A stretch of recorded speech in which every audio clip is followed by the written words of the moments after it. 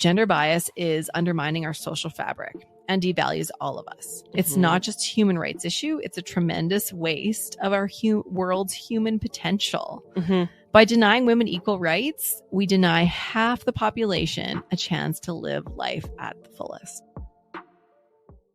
Welcome to The Scaries, brought to you by Razor Co. I'm Sky. And I'm Talitha. We are proudly broadcasting from Treaty 4 territory here in Regina. And in each episode, we tackle alarming, inconceivable, questionable, shocking, and scary statistics relating to, impacting, and intervening with the lives of women and girls worldwide. You'll hear the scary truth, take away tools and tips, and learn about what you can do about it. And the Scaries is an opportunity to raise awareness, share resources, and collectively use our voices as women and supporters of women to make some real change. The views expressed in this podcast are solely our own views, and this is for entertainment purposes only. The statistics are, though, valid and researched. And just note that some of the content we're sharing may be triggering to you, so please listen with caution.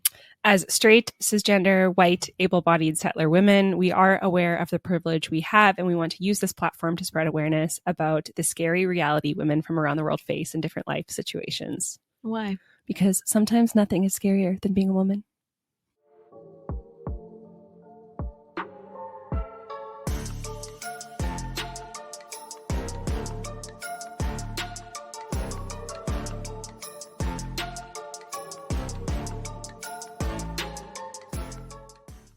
In 2023, let's talk about what's happening in the world today. We're wrapping up 2023. I cannot believe it. I don't know where this year went. I have no idea. To be honest, I've been on mat leave the whole time pretty much, and it's just been a blur. But let's talk about what happened. What were the wins? What were the losses? What were the lessons that, had an impact on women over this past year? And what are we going to 2024? Like, what kind of shape are we in? So we're going to talk about all of those things. And so just as a summary, gender equality saw limited progress this year, unfortunately. Dun, dun, dun. With 2 of the global gender index goal indicators nearing their targets, just 2. But at least there was 2. Hey, that's better than nothing. Better than glass half full. But no indicator has fully met its aim fully yet. So we're getting closer on the targets, but nothing's closed. And this is we know this from a couple of episodes ago on the gender pay gap. So deep-seated biases still persist, marked by unequal health access, unequal political representation, economic gaps, inadequate legal defenses, and critical data for monitoring progress is missing in many countries.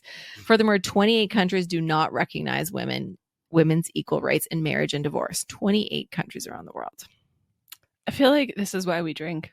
Yeah, this is why we have the this is why we have wine. Yeah, for these episodes. Yeah. Globally, 19% of young women are married before 18 right now. Wow. 20% of women are married before they're 18. I'm not sure if that's by choice.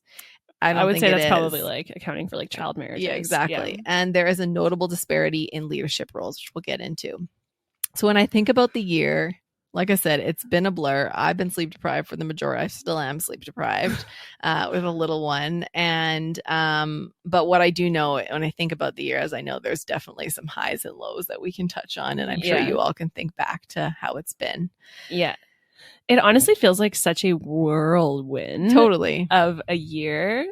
Like, I just think about like where we were at the beginning of the year and like what we've gone through as like individual humans, as an organization that we run, as a city, like where we live, like so much has changed where we are too. It's just like, you can just like keep pulling the lens back further of like all of the things that have happened. And so it's really wild. And so when you had asked me to think about like some wins or losses or things that have happened in 2023, honestly, the biggest thing that I could think about, because I was trying to stay positive, because this is not going to be a very positive episode. Regardless of us laughing or not, we laugh so that we don't cry. But one of the biggest things that I actually wanted to like celebrate was Christine Sinclair. So she, for those of you who don't know, she just recently retired at the beginning of December from a 23-year career on Team Canada as a soccer player. And so something that I think is just really noteworthy of her, and something that's really worth celebrating is that she's, I mean, Canadian, first of all. She's a woman in sport, and she's played 331 matches for Team Canada, during which she scored 190 international goals. And so, like, just to put that into perspective, that's more than Cristiano Ronaldo, What? Lionel Messi, Pele, Abby Wambach, I think that's right. Yeah, that's right. Yeah. Mia Hamm, or any other soccer player in history. She has more goals, international goals, than any of those players. And Cristiano Ronaldo is like the biggest player of all time, isn't he? Like one of, yeah. Like, so is Messi Beckham and Pele. I don't know. I mean, Beckham didn't even. I think Beckham's like famous for other reasons. I guess. I mean, he's Victoria. Yeah. He's a good soccer player. But anyways, like, it's things like that I really try find the good in, because being able to have leaders like her, especially for young women in sport, or people in sport, and accessing and wanting to pursue sports, is just so tremendous. And we are so lucky to have her. So, like, this is my, like, that is huge. Yay, Miss Sinclair, for really truly crushing it and being like such a strong representation of what women can accomplish. And so yeah, anyways, that was just like my, like, hey, 2023 wasn't all bad. Totally. And I think, like, we'll get into the stats, but they're totally very general and high level. But when we drill down at the individual level of what women are accomplishing by themselves, there's probably so many things to celebrate. We're not going to get into all of those, because we'd be here all night and all day and, like, into 2025.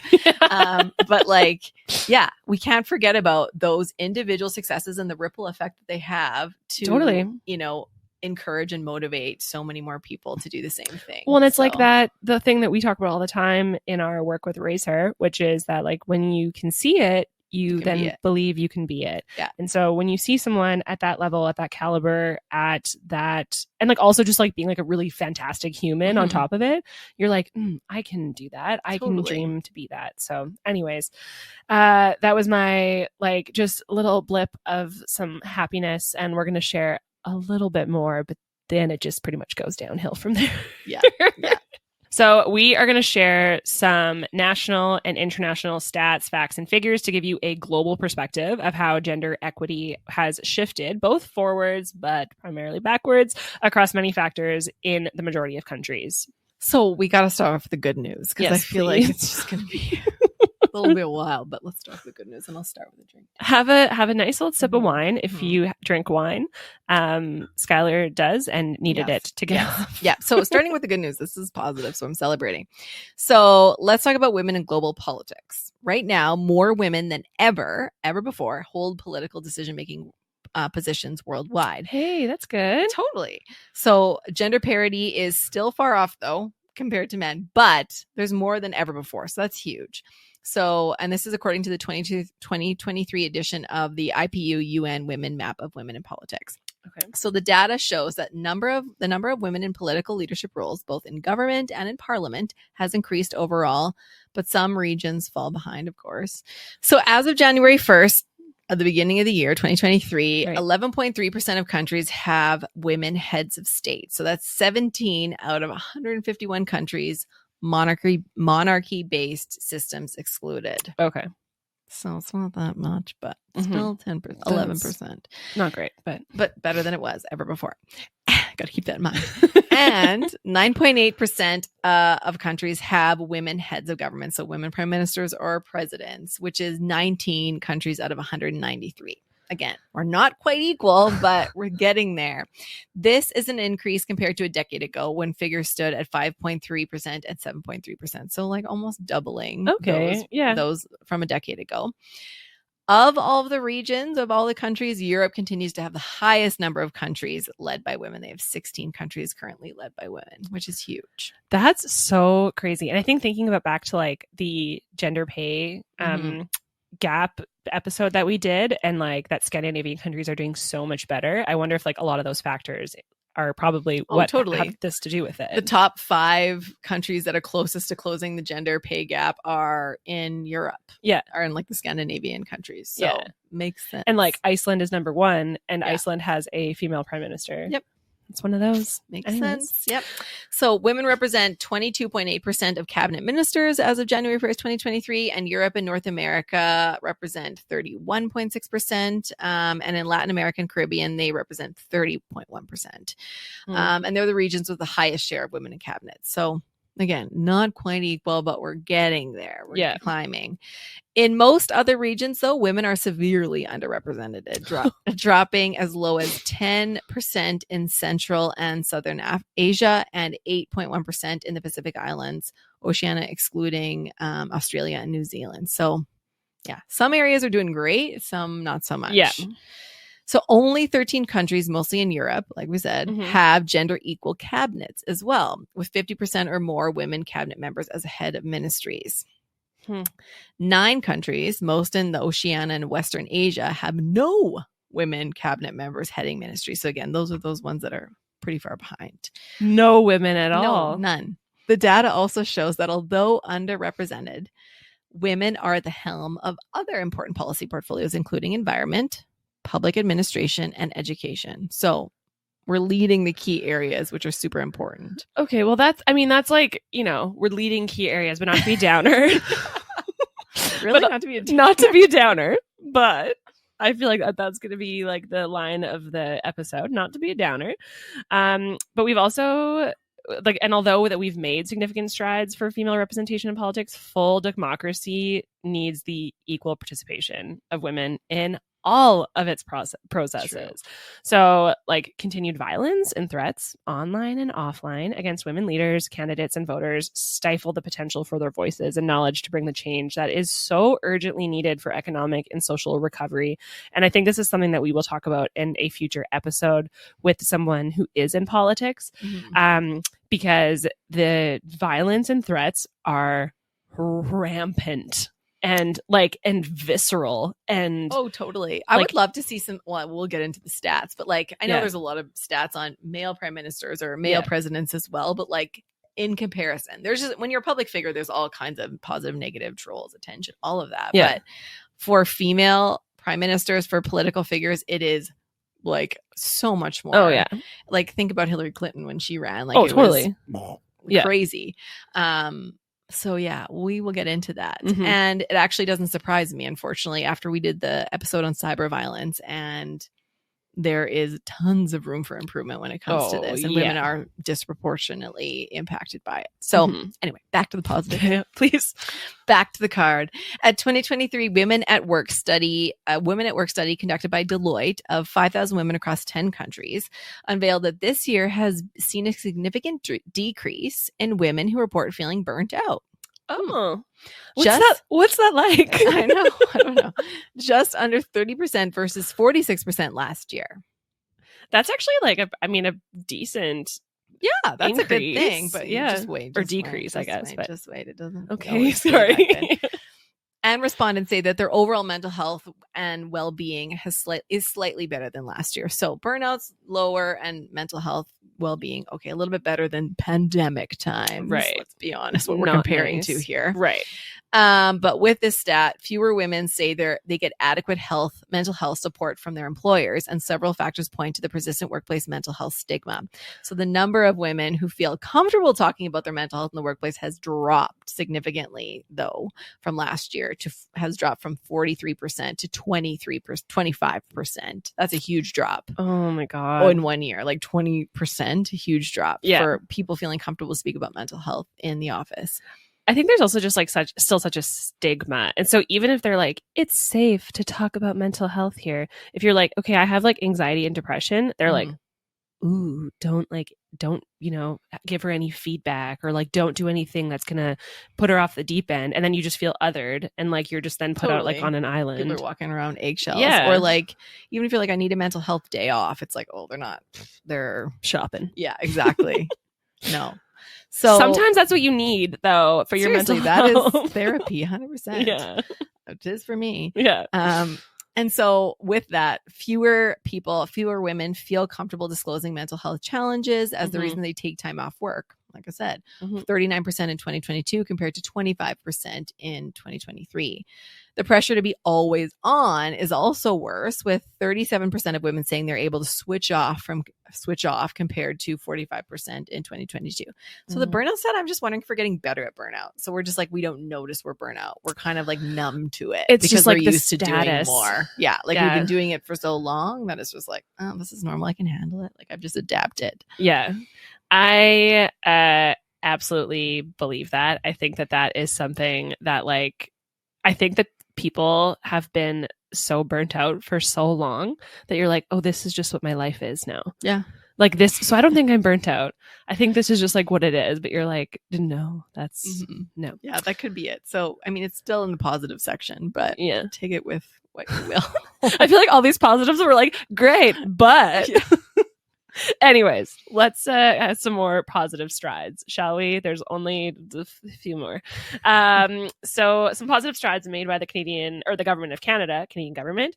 We should also note include the government of Canada recently announced bilateral agreements with Saskatchewan, Manitoba, and Prince Edward Island, so provinces within Canada, to support the implementation of the National Action Plan to End Gender-Based Violence. These agreements address each province's challenges, needs, and priorities under the 5 pillars of the National Action Plan. And I mean, very great to see and hear that, because as we know, Saskatchewan has the highest rate of intimate partner violence and gender-based violence. So that's great that there is a plan in place. When the action of the plan is going to come to fruition, we are not sure, but at least there is something that is potentially being done about it. The government of Canada also made an investment of $160 million to sustain historic funding for Canadian women's organizations and equity-deserving groups, with a particular focus on Indigenous women, women with disabilities, members of the 2S LGBTQIA+ community, and newcomer Black, racialized, and migrant women. Finally, with funding from Wages 2S LGBTQIA+ Community Capacity Fund, Justice Trans New Access to Justice Research Project has identified programs, solutions, and steps for Two-Spirit, trans, non-binary, and gender non-conforming communities to transform the justice system into one that is equal for all. Ooh. So a lot of policies, a lot of writing's been being done in the last bit. So, I mean, we'll see if we see some of that come to fruition in the next number of years. Hopefully it doesn't take too long. That's the thing. It probably will be a number of years, but how long is this action plan? Like a 10-year action plan? Usually they are. So we'll see. We'll check back in 2033. Yeah. We're still here. Yeah. Still here doing this. So I don't want to cut things off when we're so excited about all the progress we've made. But yeah, there are quite a few losses this year, unfortunately, and reverses back that we experienced worldwide in 2023. So, and I don't know really why. Like why 2023? I can't pinpoint why this year we've had so many setbacks. I don't know. Wasn't that there was something in the gender pay gap episode as well that we talked about, like there being like a huge decrease in 2023? That's reiterated in this one. Women in leadership roles, there's less of them now than last year or the year before, I think. So yeah, I don't know what happened specifically this year that like globally in so many areas, you know, that's anyway, we'll get into it. Yeah. So from a bird's eye view, some of the key setbacks for women this year included the global pandemic continues on, conflict, the climate crisis, and harsh backlash against women's sexual and reproductive health and rights, to name a few. Just a couple. And they're further diminishing the outlook on gender equality, all of those things combined together. So violence against women remains super high. Global health, climate, and humanitarian crises have further increased the risks of violence against women, especially for the most vulnerable women and girls. And women feel more unsafe than they've ever done before the pandemic. In countries as diverse as in the US, women and girls now have fewer rights than their mothers and grandmothers did. Hard to believe. I don't know. Like I said, what has happened? Like, I don't know. After chatting about Barbie and like where we've gone and how much, like, you know, every year took them a while to get the point, but like slowly learning and adjusting and tweaking and changing. And then we're going back to things pre-grandma. Like, that's crazy. Why? I don't know. Yeah. I don't know. I also found that in Afghanistan, the Taliban has banned women from attending secondary school and university, pushing the world further away from achieving the UN Global Goal 5 for gender equality. Banned women. You know what I think it is, actually, now that I think I've got it. She solved it, ladies and gentlemen. Well, I don't know what it is, but I think now more than ever, women are a lot more vocal, or the power of us collectively is a lot more strong than ever before. So there's a lot more power to push back on us. True. To push us back down, because we've made so many strides forward. There's still a long way to go, but we're finally like speaking out. We're taking those leadership roles. We're moving into positions of power and decision making, and people are seeing it and getting scared. And then they try to take it away. They're pulling out all their stops to push us back in some areas anyway. I mean, which is also telling, because education is like one of the best things that you can do. And whether that's like formal education or just like access to learning. And so obviously that is scary for people. And so then they ban women from they're just like scared. I don't want them to turn out like the women in the US or in Canada. So let's just stop them from attending school. Yeah.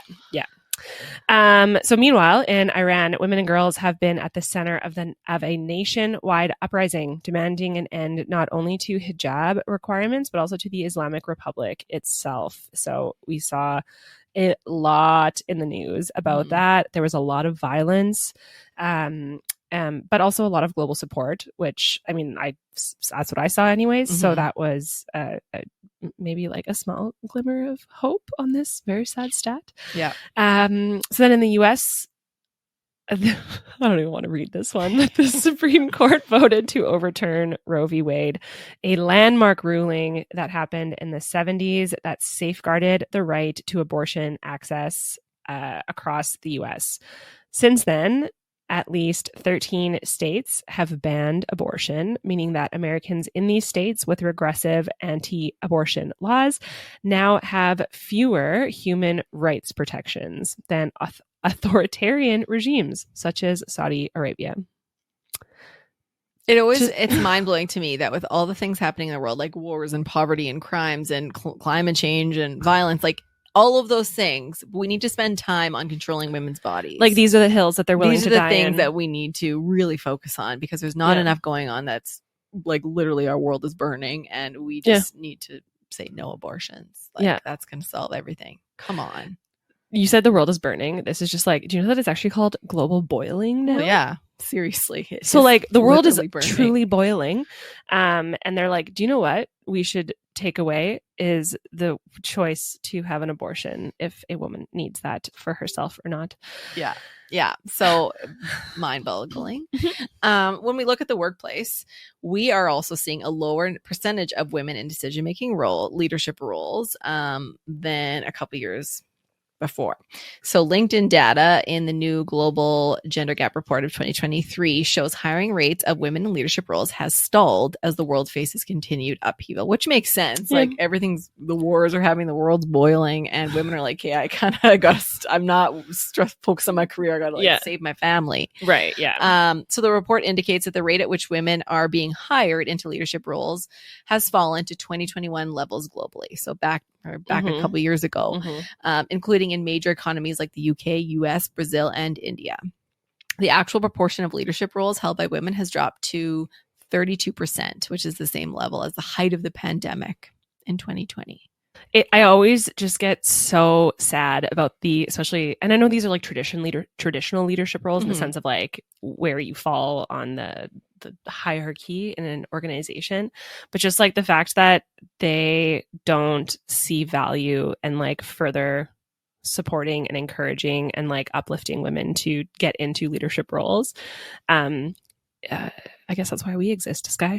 It's probably a dance between what's happening in the world, like we talked about, where women don't have the capacity or like the support network to go for those things because they're fighting for their basic human needs and wherever they're living. You know what I mean? They're fighting for their families, but also the systems in which they're trying to fight in aren't supporting their growth and their progression. So there's two sides to the coin, but Okay, so what I also found interesting from that same study that you were just talking about was that women account for almost half, so 49.7% of workers on LinkedIn, but their representation decreases exponentially as they move up the chain in command, or of command. This drop to the top, quote unquote, is taking place across every single industry, but it's starker in some than others. There is no sector in which the majority of leadership roles are held by women, even those where women make up most of the total workforce. So in education, for example, women make up 60% of entry-level jobs, but only 39% of top positions. The same goes for consumer services, where the proportion of roles held by women drops from 57% to 38% as we jump from entry-level to C-suite. Across industries, nearly half, 46%, of entry-level positions are held by women, but this almost halves to 1 in 4, 25% at the C-suite level. Then, when we look at the C-suite roles in STEM industries, in isolation, it halves again to 1 in 8, at 12%. Wow. Mm-hmm.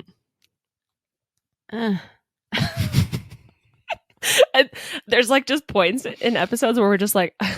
It's no just words. You can't. There's no words. Yeah, exactly. No. Yeah, and it all reinforces our several last episodes that bring across the same similar themes about, and the most recent one or a couple episodes back about the global gender pay gap and why this all aligns.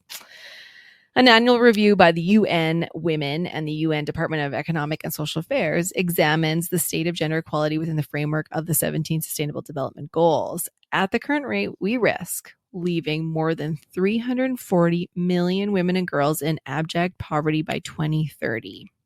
And an alarming 4% could grapple with extreme flood insecurity by that year. So that's where we're at now. Even with significant progress in certain sectors, as we approach the halfway mark of 2030, the 2030 Agenda for Sustainable Development, monumental challenges remain. So some of those are, and there's a number of them. So we're going to split these up. Poverty is the number one thing. The report forecasts that by 2030, 8% of the global female population, approximately 342 million women and girls, will continue to live on less than $2.15 US a day. Only 42% of countries have sex disaggregated poverty data readily available, impeding targeted intervention. So we don't even know if that captures everyone. Probably not. Wow. Leaving on $2 with this day's inflation, you can't even get on the bus for that. No, you actually can't. I'm trying to even think you what can't you can park buy for that. No. Yeah. Well, you're not. You probably don't have a car. I don't think you can buy milk for that. No, milk's $5. Yeah. Nothing. I mean, not that that's the standard. But seriously, but wow. Yeah. So over 380 million women and girls are living in extreme poverty today, and that's more than the entire population of the United States, living on less than $1.90 a day. Or even less. Worse still, if current trends continue, more women and girls will live in extreme poverty in the sub-Saharan Africa by 2030 than today. That is not the way we want the graph line to be turning. Mm-mm. Poverty is not gender neutral either. In fact, the majority of the world's poor are women. Why? Good. Poverty disproportionately affects women because they do not have as many opportunities across the world as men to receive education. As we know, in those countries, they can't even get an access education, work, or own property. So that's another episode, poverty and homelessness for women we'll get into. Yeah. So yeah, that's one key thing. Food insecurity is another one. These go hand in hand with poverty. So while progress is narrowing in the gender gap in food insecurity, roughly 24% of women and girls may still experience moderate to severe food insecurity by 2030. Gender disparities in agriculture persist, and limited access to land, resources, and ownership affecting productivity. The world is in a grip of unprecedented and growing hunger crisis. Yeah. With everything happening. Yeah. The devastating convergence of conflict, climate change, COVID has already placed the world's poorest under enormous strain. But the war against Ukraine now threatens to push millions of people into the most acute classification of hunger there is, which is famine. How are we I don't know. I never thought I would experience these full-on plague of COVID and then famine and like everything. Like things you like learn about in the Bible. Yeah, like that's like literally biblical like sense. Totally. Things. And this is what we're living in now. What are they going to think about us when they're studying us from like 30 years from now? I don't know. Yeah. Women are more likely than men to experience food insecurity, like I said, and the gender gap is growing. Globally in 2022, nearly 1 in 4 women experienced moderate or severe insecurity, and it's only predicted to get worse if action isn't taken immediately. Good. So the next thing that impacts what we're talking about is quality education. So increases in girls' enrollment in education are commendable, but nearly 110 million girls and young women could remain out of school by 2030 if progress stalls. Gender gaps in education and training opportunities persist and affecting future earning potentials and overall development. So around the world, girls disproportionately miss out on education. A third of the world's poorest girls between 10 and 18 have never attended school. And in rural areas, 61% of girls do not attend secondary school.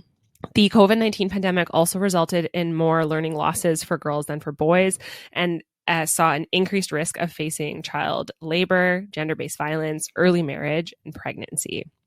Yet, girls' education is integral to virtually every aspect of ending extreme poverty. Mm-hmm. As we said, when girls receive a quality education, every area of their lives and communities benefit. Keeping girls in school supports economic growth, promotes peace, and helps fight climate change. Women who complete secondary education go on to make higher incomes with each additional year of schooling, boosting a girl's earning potential as an adult up to 20%. No words again. Yeah. How? Why? It's great. The next thing is clean water and sanitation. So while more women now have access to safe drinking water, around 380 million women and girls live amid high or critical water stress, a number projected to increase to 674 million by 2050 due to climate change.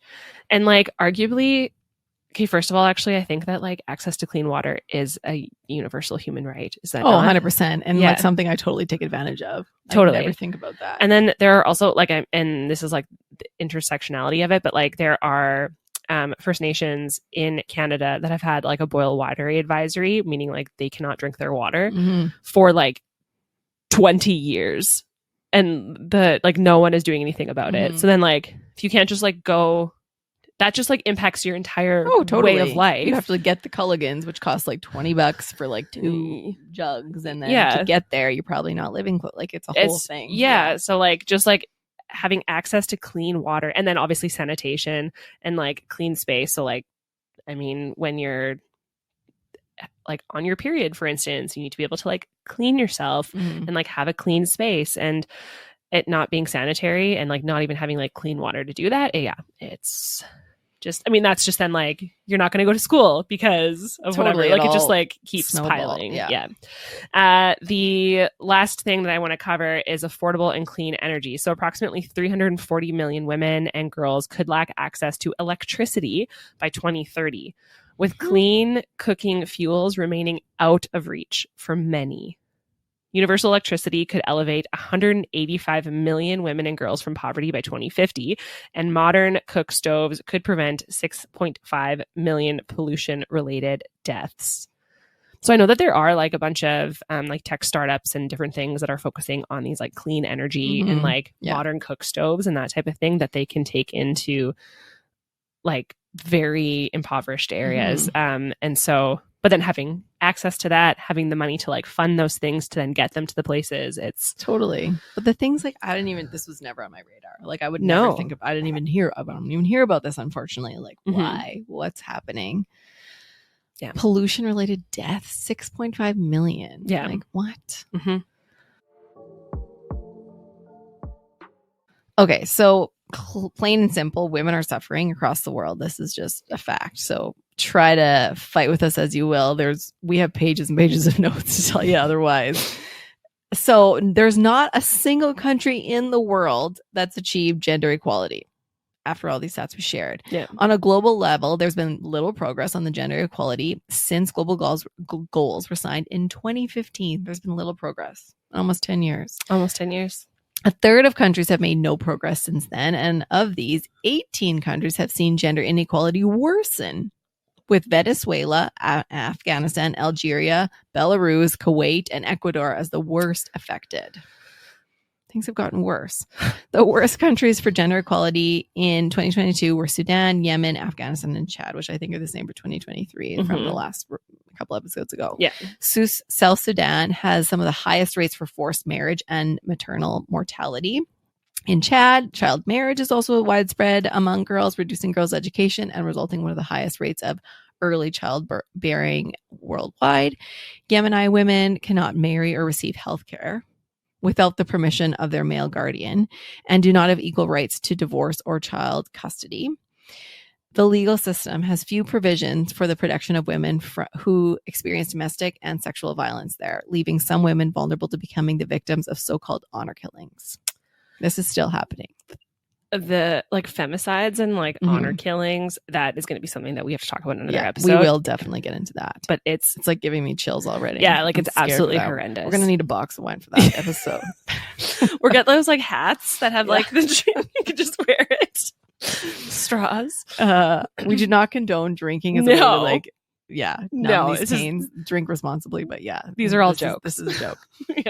Meanwhile, in Afghanistan, also, the UN experts revealed in March of 2023 that 20 years of progress for women and girls' rights have been erased since the Taliban has taken over the country. Erased. Well, along those same lines, over 1.2 billion women and girls live in places where safe access to abortion is restricted. So, access to abortion is a central part of sexual and reproductive health and rights, essential to the mission to achieve gender equality and end extreme poverty. Yet, it remains illegal in several countries and restricted in many others, including our friends to the south. With over 1.2 billion women and girls of reproductive age, so 15 to 49, living in countries and areas where access to abortion is restricted, and 102 million living in places where access to abortion is prohibited altogether. And that's according to UN Women. Unsafe abortion is a leading but preventable cause of maternal mortality. An estimated 25 million unsafe abortions take place each year, leading to the hospitalization of about 7 million women a year in developing countries, and up to 13.2% of maternal deaths globally. Wow. Yeah. The repercussions of unplanned pregnancies can also prevent women and girls from furthering their education and careers, with knock-on effects on their income. A study conducted in several countries in Africa, including Kenya, Rwanda, and Uganda, for example, found that 56% of adolescent girls from hard-to-reach populations who had dropped out of school were currently or recently pregnant.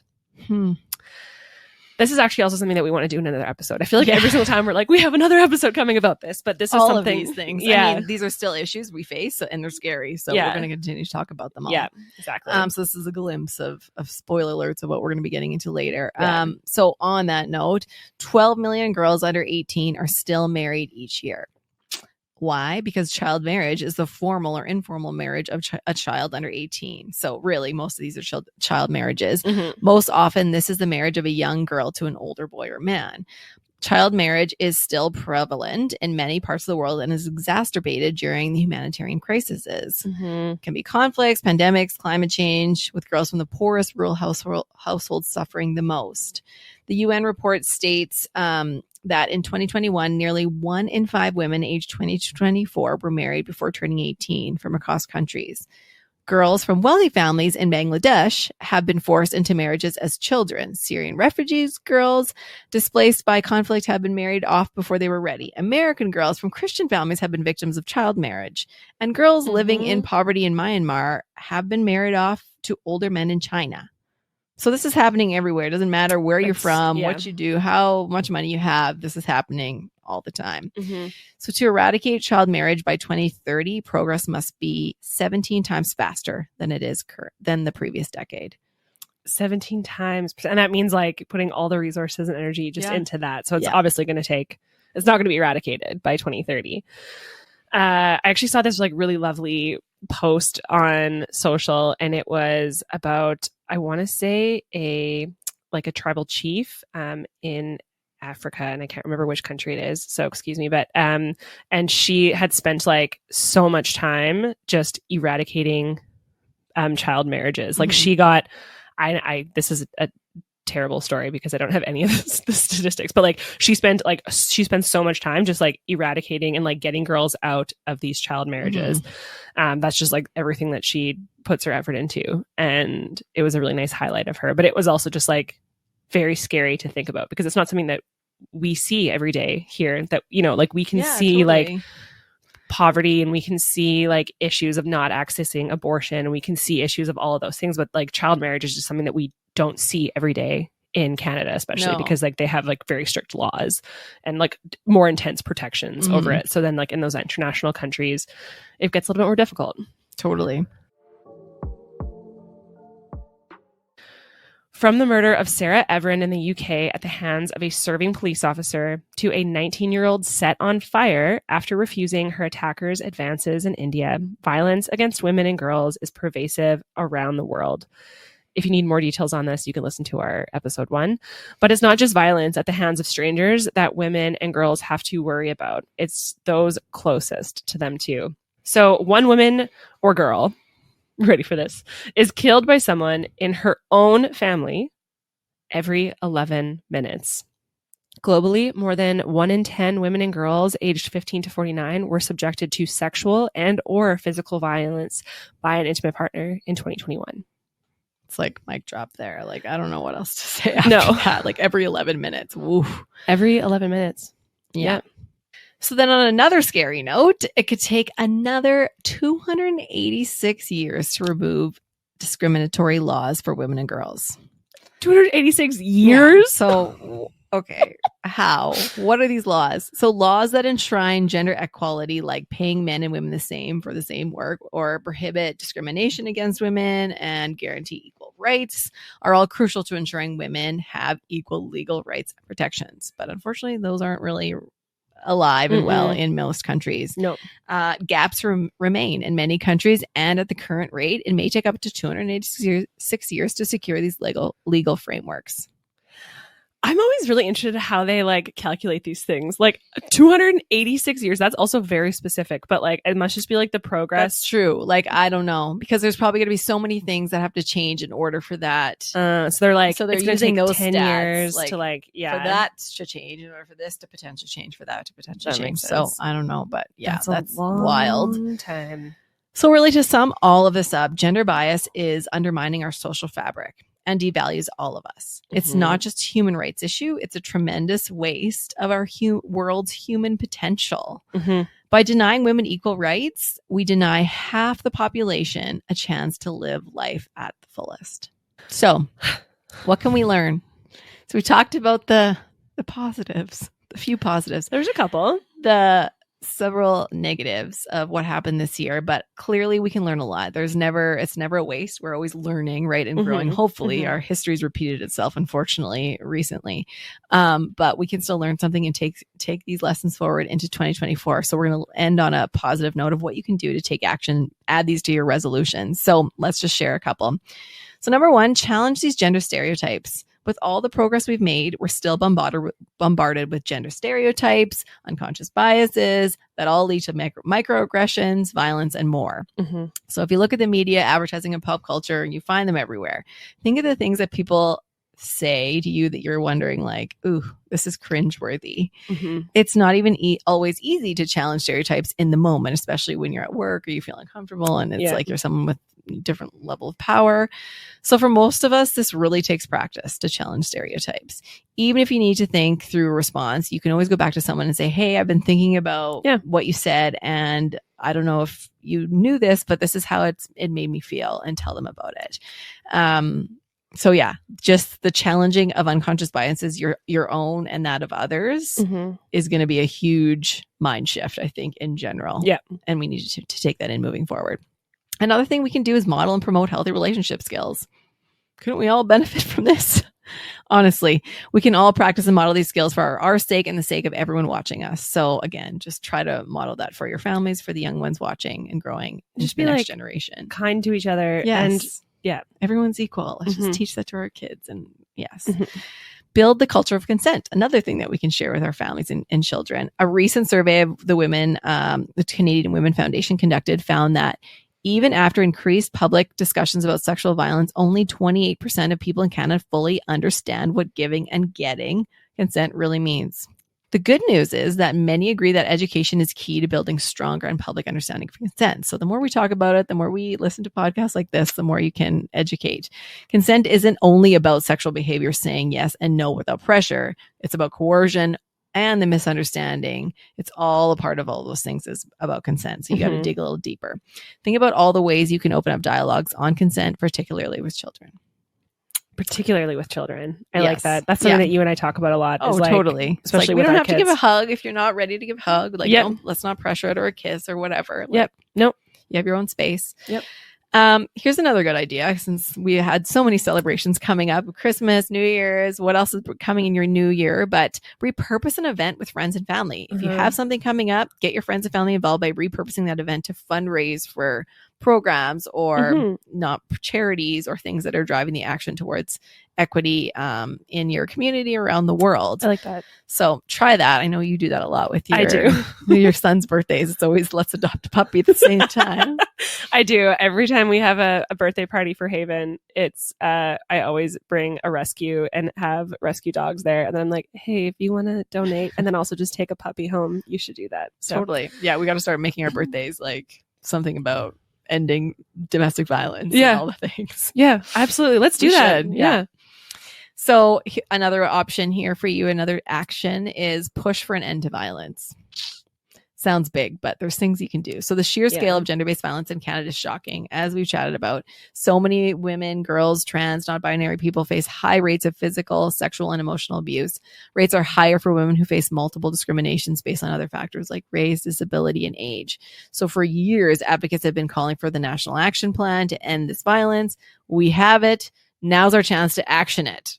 So take the time to read this plan. It's all fully available online. You just have to Google it. Read what it's about. There's all kinds of campaigns going on, but like promote those, advocate those, amplify those, bring awareness to it so that people can know about what's happening. Let your voice be heard. Yes, exactly. So the next thing you can do is better support those dealing with abuse. Check out episode 1 and 2 for links and resources and tips. I'm not going to list the whole gamut of those right now, but there are a lot of different things that you can do to support those going through and suffering with abuse. The next is find and be a mentor. So because of its transformative impact on women and girls, mentorship is actually a key part of the many programs that we put together, that we fund, that we are a part of. Mentorship can boost confidence and provide positive role models and encourage mentees to reach their full potential. You can check in your workplace, your school, and in your community for those opportunities. And we actually at Raise Her Co., alongside the U of R Champions of Change Club, offer a mentorship program called She's Here. It'll be launching in like a couple of weeks from the time that this episode goes live. But you can check out our website for more details if you want to get involved in the next iteration of it. Next is promote inclusive leadership. So women remain underrepresented in professional and political leadership roles, as Skylar so eloquently went over at the beginning of this episode. Systemic barriers and outdated ideas about what it means to be a leader still get in the way. So being a part of the change and promoting that inclusive leadership is a huge step. Last but certainly not least, give where the need and opportunity is greatest.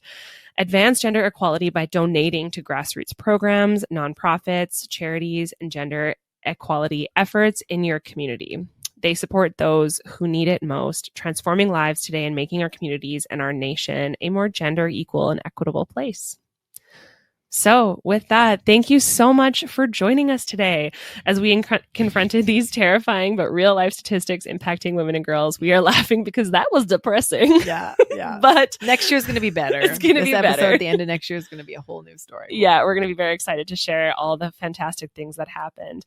Stay tuned for more ways to make a positive impact. Together, we can make the world a little less scary for women and girls. So follow us on Instagram at RacerCo and at scaries.podcast and on TikTok at RacerCo. Remember that change starts with awareness and action. So thank you for being a part of the Scaries community and making this world a little less scary for it to exist as a woman. Bye.